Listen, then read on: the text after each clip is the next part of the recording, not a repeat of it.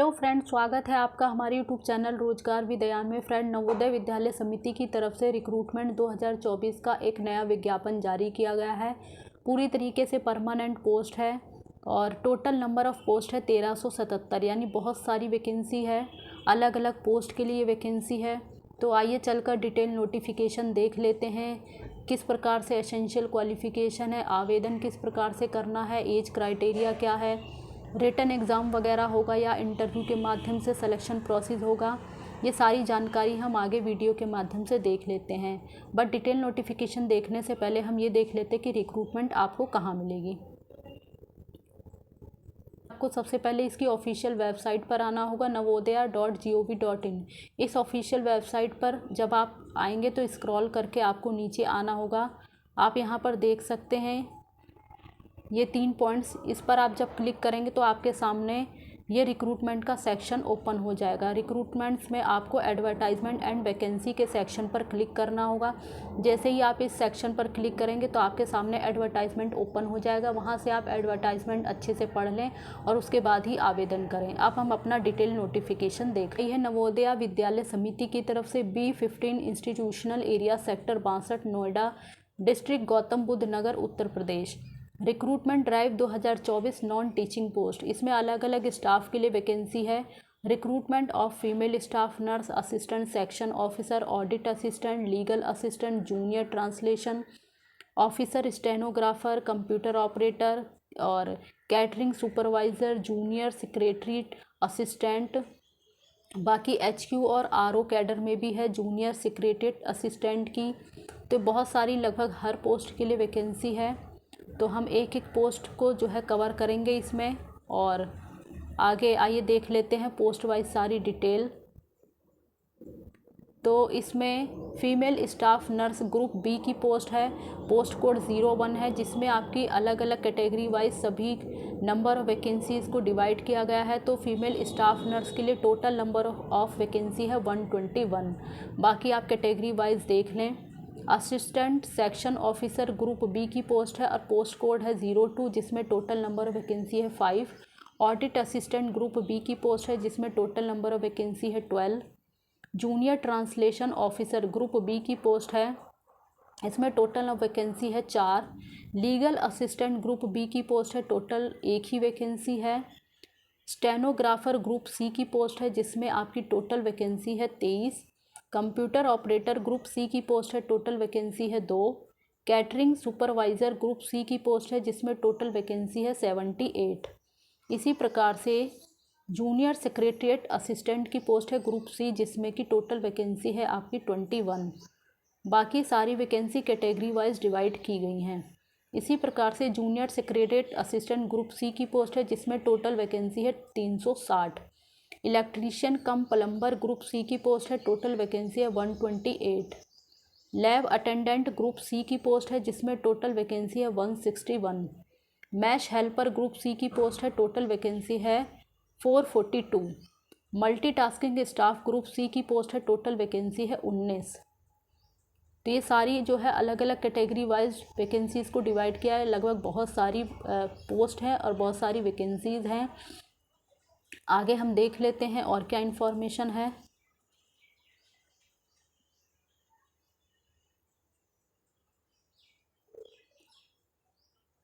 बाकी यहाँ पे फ़ीस वगैरह, फ़ीस चार्ज क्या है और किस प्रकार से एलिजिबिलिटी क्राइटेरिया, तो ये पोस्ट की एलिजिबिलिटी क्राइटेरिया वगैरह की डिटेल है। तो female staff nurse post code 01 है, पे स्केल 7 की जॉब है। इसमें आपकी बेसिक स्टार्टिंग मंथली सैलरी 44,900 रुपये से स्टार्ट हो जाएगी। अपर एज लिमिट 35 ईयर है।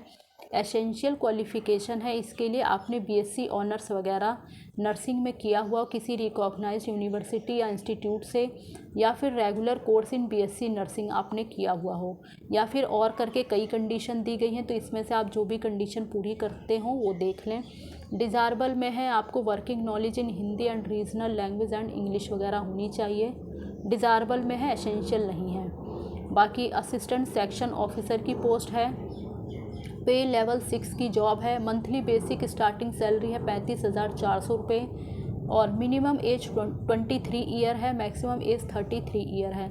एसेंशियल क्वालिफ़िकेशन है आपने किसी भी रिकॉग्नाइज यूनिवर्सिटी से बैचलर डिग्री किया हुआ हो और 3 साल का एक्सपीरियंस होना चाहिए इन एडमिनिस्ट्रेटिव या financial matters in central government या autonomous organisation under the central government. Audit assistant की पोस्ट है, पे लेवल 6 की जॉब है, बेसिक मंथली स्टार्टिंग सैलरी है 35,400, मिनिमम एज 18 साल है, मैक्सिमम एज 30 साल है। क्वालिफ़िकेशन है आपने बीकॉम वगैरह किया हुआ हो किसी भी रिकॉग्नाइज्ड यूनिवर्सिटी से। आगे पोस्ट है हमारी जूनियर ट्रांसलेशन ऑफिसर की, पे लेवल 6 की जॉब है, मंथली बेसिक स्टार्टिंग सैलरी 35,400 रुपये, अपर एज 32 ईयर है। एसेंशियल क्वालिफ़िकेशन आपने मास्टर डिग्री किया हुआ किसी भी रिकॉग्नाइज्ड यूनिवर्सिटी से और मास्टर डिग्री आपने हिंदी में किया with English as a compulsory और इलेक्टिव सब्जेक्ट और as a medium of examination at the degree level. बाकी और करके बहुत सारी कंडीशन दी गई हैं, तो जो भी कंडीशन इसमें से आप पूरी करते हो तो आप देख लें, अप्लाई कर सकते हैं। लीगल असिस्टेंट की पोस्ट है, पे लेवल 6 की जॉब है, बेसिक स्टार्टिंग मंथली सैलरी 35,400 रुपये और मिनिमम एज 23 है, मैक्सिमम एज 35 है। एसेंशियल क्वालिफ़िकेशन है आपने लॉ में डिग्री की हुई हो किसी रिकॉग्नाइज यूनिवर्सिटी से और 3 साल का experience of handling legal cases in A government department या ऑटोनमस बॉडी या फिर पीएसयू में होना चाहिए।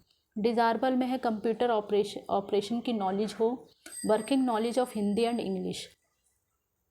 स्टेनोग्राफर की पोस्ट है, पे लेवल 4 की जॉब है, बेसिक मंथली स्टार्टिंग सैलरी है 25,500 रुपये, मिनिमम एज 18 है, मैक्सिमम एज 27 साल है। एसेंशियल क्वालिफ़िकेशन है 12th पास हो और स्किल टेस्ट आपका डिक्टेशन होगा 10 मिनट, मतलब 10 MTS @ 80 वर्ड पर मिनट ये डिक्टेशन होगा। बाकी आपका ट्रांसक्रिप्शन होगा 50 MTS English and 65 MTS Hindi on computer. Computer operator की पोस्ट है और पे लेवल 4 की जॉब है, इसमें आपकी बेसिक मंथली सैलरी जो होगी स्टार्टिंग 25,500 रुपये होगी और मिनिमम एज 18 साल है, मैक्सिमम एज 30 साल है। एसेंशियल क्वालिफ़िकेशन आपने BCA या BSc कंप्यूटर साइंस या IT से किया हुआ हो या फिर BE या BTech कंप्यूटर साइंस या IT वगैरह से किया हुआ हो। आगे पोस्ट है कैटरिंग सुपरवाइज़र की, पे लेवल 4 की जॉब है, अपर एज लिमिट है 35 year, basic starting monthly salary 25,500 रुपये। एसेंशियल क्वालिफ़िकेशन आपने bachelor degree in hotel management किया हुआ हो किसी भी रिकॉग्नाइज इंस्टीट्यूट वगैरह से और बाकी और करके कंडीशन दी गई है, तो देख लें आप जो भी कंडीशन पूरी करते हों। जूनियर सेक्रेटरिएट असिस्टेंट की पोस्ट है HQ एंड RO कैडर में और पे लेवल 2 की जॉब है, बेसिक स्टार्टिंग मंथली सैलरी है 19,900 रुपये, मिनिमम एज 18 है, मैक्सिमम एज 27 ईयर है। एसेंशियल क्वालिफ़िकेशन है आपने 10+2 किया हुआ हो और possessing minimum speed of 30 word per minute in English, यानी टाइप राइटिंग स्पीड होनी चाहिए 30 word per minute in English में और 25 वर्ड पर मिनट इन हिंदी टाइप राइटिंग आपका होना चाहिए। बाकी और करके भी बताया गया है 10+2 पास हों CBSE या स्टेट बोर्ड से। आपको कंप्यूटर ऑपरेटर की या फिर डाटा एंट्री ऑपरेटर की, लेकिन ये डिज़ायरेबल में है, एसेंशियल नहीं है, विदाउट इसके भी आप एलिजिबल हैं। आगे देख लेते हैं जूनियर सेक्रेटरिएट असिस्टेंट की पोस्ट है GNB कैडर में, पे लेवल 2 की जॉब है, बेसिक मंथली स्टार्टिंग सैलरी 19,900 रुपये और मिनिमम एज 18 है, मैक्सिमम एज 27 साल है। एसेंशियल क्वालिफ़िकेशन आपने 12th पास की हुई किसी रिकॉग्नाइज्ड बोर्ड से और 30 word per minute English typing speed हो और 25 वर्ड पर मिनट आपकी हिंदी टाइपिंग स्पीड हो। बाकी और करके और भी कंडीशन दी गई है, तो आप देख लें। और आगे पोस्ट है इलेक्ट्रीशियन कम प्लम्बर की, पे लेवल 2 की जॉब है, बेसिक मंथली स्टार्टिंग सैलरी है 19,900 रुपये, मिनिमम एज 18 साल है, मैक्सिमम एज 40 साल है। एसेंशियल क्वालिफ़िकेशन है 10th पास हो और साथ ही इंडस्ट्रियल ट्रेनिंग इंस्टीट्यूट यानी ITI सर्टिफिकेट हो in the trade off electrician या वायरमैन में। साथ ही साथ 2 साल का एक्सपीरियंस होना चाहिए आपको electrical installation and wiring plumbing वगैरह में। डिज़ायरेबल में है 2 साल का एक्सपीरियंस हो आपके पास, बट ये डिज़ायरेबल में है, एसेंशियल नहीं है। लैब अटेंडेंट की पोस्ट है, इसके लिए पे लेवल 1 की जॉब है। बेसिक स्टार्टिंग मंथली सैलरी है आपकी में आपकी बेसिक मंथली स्टार्टिंग सैलरी होगी और मिनिमम एज आपकी होगी 18 साल और मैक्सिमम एज होगी आपकी 30 साल। एसेंशियल क्वालिफ़िकेशन आपने 10th पास किया हुआ हो और लेबोरेटरी टेक्निक में आपके पास डिप्लोमा हो। बाकी और करके कंडीशन दी गई है, तो इसमें से आप जो भी कंडीशन पूरी करते हो तो आप एलिजिबल हैं, अप्लाई कर सकते हैं। मैश हेल्पर की पोस्ट है, पे लेवल 1 की जॉब है। बेसिक स्टार्टिंग मंथली सैलरी होगी आपकी 18,000 और मिनिमम एज 18 साल है, मैक्सिमम एज 30 साल है। एसेंशियल क्वालिफ़िकेशन आपने 10th पास किया हुआ हो, 5 साल का एक्सपीरियंस होना चाहिए काम करने का किसी भी गवर्नमेंट रेजिडेंशियल ऑर्गेनाइजेशन या मैश में, और आपने passing of skill test prescribe by NVS, तो ये आपने क्वालिफाई किया हुआ हो। और मल्टीटास्किंग स्टाफ की पोस्ट है एचक्यू और आरओ कैडर की, पे लेवल 1 की जॉब है। बेसिक मंथली स्टार्टिंग सैलरी होगी 18,000, मिनिमम एज 18 साल है, मैक्सिमम एज 30 साल है। क्लास 10th आपने पास किया हुआ हो। बात कर लेते हैं एज रिलैक्सेशन के बारे में। तो इसमें एससी कैंडिडेट एसटी कैंडिडेट को 5 साल का एज रिलैक्सेशन मिलेगा, ओबीसी कैंडिडेट को 3 साल का एज रिलैक्सेशन वगैरह दिया जाएगा। बाकी जो भी गवर्नमेंट्स ऑफ इंडिया के रूल्स के अकॉर्डिंग कैटेगरी वाइज जो भी आपको रिलैक्सेशन वगैरह दिया जाता है वो आपको इसमें भी दिया जाएगा। पीडब्ल्यूडी कैंडिडेट हैं, अगर पीडब्ल्यूडी कैंडिडेट में एससी एसटी हैं तो 15 साल का एज रिलैक्सेशन, पीडब्ल्यूडी में ओबीसी कैंडिडेट है 13 साल का और जनरल हैं तो 10 साल का पीडब्ल्यूडी कैंडिडेट में। बाकी आगे देख लेते हैं हम। अपेयरिंग वाले कैंडिडेट इसमें अप्लाई नहीं कर सकते। कट ऑफ डेट तक आपके सारी ही एजुकेशन क्वालिफ़िकेशन कंप्लीट हो जानी चाहिए और जिस भी कास्ट से बिलोंग करते हो या रिलैक्सेशन वगैरह चाहते हो तो उसका सर्टिफिकेट आपके पास होना चाहिए। आवेदन करते समय आपको वो मेंशन करना होगा। बाकी ओबीसी कैंडिडेट हैं, क्रीमी हैं या नॉन क्रीमी हैं तो उसका सर्टिफिकेट भी आपके पास होना चाहिए, यानी जिस भी कास्ट से बिलोंग करते हो उसका सर्टिफिकेट आपके पास हो। और बाकी आगे देख लेते हैं और क्या इन्फॉर्मेशन है।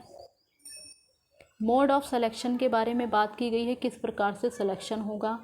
तो इसमें आपका रिटन एग्ज़ाम होगा, उसके बाद इंटरव्यू वगैरह होगा या स्किल टेस्ट वगैरह भी हो सकता है। और तो इसमें आपका जो है रिटन एग्ज़ाम होगा, उसके बाद अलग अलग पोस्ट वाइज यहाँ पे दिया गया है। Staff nurse, assistant section officer, audit assistant, junior translation officer, computer operator, catering supervisor, lab attendant. To the post will be done on the basis of the performance of the candidate in the competitive exam only। बाकी अलग अलग post के लिए यहाँ पे दिया गया है, तो इस डिटेल को आप पढ़ लें एक बार। कुछ पोस्ट के लिए टाइपिंग टेस्ट वगैरह स्किल टेस्ट होगा और कुछ के लिए सिर्फ रिटन एग्ज़ाम ही होगा। तो ये 2 पॉइंट्स जो है आप यहाँ पर अच्छे से पढ़ लें, 2 से 3 पॉइंट इन्हें आप अच्छे से कवर कर लें। और उसके बाद ये सिटीज़ वगैरह दी गई हैं जहाँ पे आपका एग्ज़ाम सेंटर डाला जा सकता है, तो यहाँ पर आपको एग्ज़ाम के लिए जाना होगा। सिटीज़ वगैरह देख लें आप, ये पूरी डिटेल दी गई है।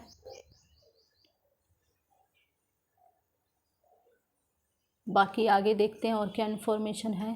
स्कीम ऑफ एग्ज़ामिनेशन दिया गया है, तो अलग अलग पोस्ट वाइज जो है सब्जेक्ट वाइज दिया गया है कि किस पोस्ट के लिए क्या क्या सिलेबस है, पूरा डिटेल में दिया गया है। कितने कितने क्वेश्चंस आएंगे, कितने मार्क्स के आएंगे और कितने घंटे का आपका एग्ज़ाम होगा, ये सब अलग अलग पोस्ट के लिए दिया गया है। तो आप जिस भी पोस्ट के लिए अप्लाई कर रहे हैं उसका पूरा सिलेबस यहाँ से आप देख सकते हैं। ये पूरी डिटेल जो है सिलेबस की है, तो इसे आप देख लें। बाकी ये भी देख लें कि किस पोस्ट के लिए टाइपिंग टेस्ट वगैरह होगा, शॉर्ट हैंड के लिए कहाँ पर कितने मार्क्स का टेस्ट होगा, टाइपिंग स्पीड कितनी होनी चाहिए, तो ये सारी जो है आप यहाँ से डिटेल देख लें। अब कुछ मेन इंस्ट्रक्शन दिए गए हैं वो देख लेते हैं हम। Schedule of examination will be intimated with the admit card. तो एडमिट कार्ड वगैरह जो होगा वो आपको सब ऑफिशियल वेबसाइट पर अपडेट हो जाएगा। आप समय समय पर ऑफिशियल वेबसाइट वगैरह विजिट करते रहें। जो भी आपका रिटन एग्ज़ाम होगा या इंटरव्यू होगा या जो भी आपका पर्सनल डेमो वगैरह या जो भी होगा उससे रिलेटेड जो भी इंफॉर्मेशन होगी वो आपको ऑफिशियल वेबसाइट पर अपडेट कर दी जाएगी। तो जो भी कैंडिडेट आवेदन कर रहे हैं उन्हें अपनी जो मेल आईडी वगैरह है वो सही भरिएगा, अपडेटेड भरिएगा, अपना कॉन्टैक्ट नंबर भी करेक्ट भरिएगा ताकि कोई भी इंफॉर्मेशन हो वो आपके पास समय से मिल सके। कोई भी मिस्टेक ना करें। अगर आपकी मेल आईडी वगैरह है तो अपडेटेड नहीं है तो आप जो है एप्लीकेशन करने से पहले अपनी नई मेल आईडी वगैरह बना सकते हैं, अपडेट उसे कर लें। और यहाँ पे बताया गया है जो रिटन एग्ज़ाम है वो उसका वेटेज 70% रखा जाएगा और इंटरव्यू वगैरह का जो वेटेज है वो 30% रखा जाएगा। अब बात कर लेते हैं किस प्रकार से आपको अप्लाई करना है। तो यहाँ पे पूरा इंस्ट्रक्शन दिया गया है। तो अप्लाई करने से पहले आप एक बार इसको ज़रूर पढ़ लें, ये पूरे इंस्ट्रक्शंस आप अच्छे से पढ़ लें, उसके बाद ही आवेदन करें। बात कर लेते हैं फ़ीस चार्ज वगैरह की। तो फीमेल स्टाफ नर्स के लिए जो फ़ीस है वो एप्लीकेशन फ़ीस 1000 रुपये है, प्रोसेसिंग फ़ीस 500 रुपये है। तो टोटल आपके 1500 रुपये फ़ीस चार्ज होगा जनरल कैटेगरी, EWS और OBC NCL के लिए। बाकी SC ST और PWD कैंडिडेट के लिए एप्लीकेशन फ़ीस निल है, प्रोसेसिंग फ़ीस 500 रुपये, टोटल 500 रुपये। बाकी जो अदर पोस्ट हैं, बाकी फ़ीमेल स्टाफ नर्स को छोड़कर बाकी की जो सारी पोस्ट हैं उनके लिए एप्लीकेशन फ़ीस 500 है, प्रोसेसिंग फ़ीस 500 है, टोटल 1000 रुपये फ़ीस है जनरल के लिए, EWS के लिए, OBC के लिए। और SC के लिए एप्लीकेशन फ़ीस निल है, SC ST और PWD कैंडिडेट के लिए एप्लीकेशन फ़ीस निल है, प्रोसेसिंग फ़ीस 500 है, यानी टोटल 500 रुपये फ़ीस है। तो ये सारा एप्लीकेशन फ़ीस वगैरह के बारे में डिटेल है। और जब आप आवेदन वगैरह कर दें तो उसका प्रिंट आउट वगैरह ज़रूर ले लें ताकि फ्यूचर में वो जो है आपके काम आ सकता है। और बाकी आगे देख लेते हैं। और कुछ जनरल इंस्ट्रक्शंस वगैरह दिए गए हैं तो इसे आप पढ़ लें। यहाँ पर हम देख लेते हैं जो आपका रिटन एग्ज़ाम वगैरह होगा उसमें नेगेटिव मार्किंग होगी और ईच रॉन्ग आंसर पर आपका 1/4 मार्क्स डिडक्ट हो जाएगा। जो आपका एग्ज़ाम होगा वो बायलैंग्वेज होगा, हिंदी और इंग्लिश दोनों में आएगा। और candidate will be shortlisted for competitive exam based on information provided by the him and her and incomplete online application if any manner shall be similarly rejected. तो इनकम्प्लीट एप्लीकेशन ना करें वरना एप्लीकेशन रिजेक्ट कर दी जाएगी। बाकी written exam होगा, जो भी कैंडिडेट शॉर्ट लिस्टेड होंगे उनका इंटरव्यू होगा, ट्रेड टेस्ट, स्किल टेस्ट, जिस भी पोस्ट के लिए आप अप्लाई करेंगे उसके बारे में सारी डिटेल दी गई है। तो उसी से रिलेटेड आपका ट्रेड टेस्ट या स्किल टेस्ट होगा। उसके बाद डॉक्यूमेंट वेरिफिकेशन होगा और इसके बारे में जो भी पूरी इन्फॉर्मेशन होगी स्टेप बाय स्टेप वो सारी ऑफिशियल वेबसाइट पर अपडेट होगी। तो आप उसको ज़रूर विज़िट करते रहें। तो ये पूरी इन्फॉर्मेशन है। इंटरव्यू वगैरह या रिटन एग्ज़ाम के लिए जो भी कैंडिडेट जाएंगे उनको कोई TA DA वगैरह नहीं दिया जाएगा और ना ही फ़ीस वगैरह रिफंडेबल होगी। तो इसका आप ध्यान रखें। यह अंडरटेकिंग वगैरह है। बाकी आगे देखते हैं और क्या इन्फॉर्मेशन हो।